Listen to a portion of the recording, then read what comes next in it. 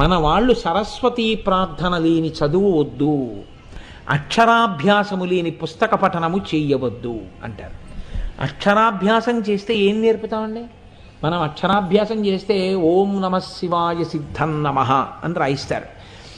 అక్షరము అంటే నాశనము లేనిది. నాశనము లేని దాన్ని పట్టుకున్నవాడు నాశనము లేని స్థితికి వెళ్ళాలి. దానికి నాకు శివానుగ్రహము కలుగుగాక, ఇది మొట్టమొదట రాయిస్తారు.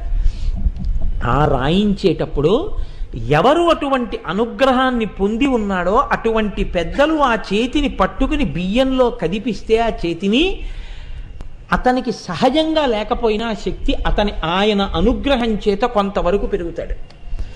లేదా ఒక్కొక్కచో ఆయన కటాక్షం అలా ఉందనుకోండి, ఏమో పూర్ణమైనటువంటి స్థితిని పొందినా పొందొచ్చు సరస్వతి అనుగ్రహాన్ని.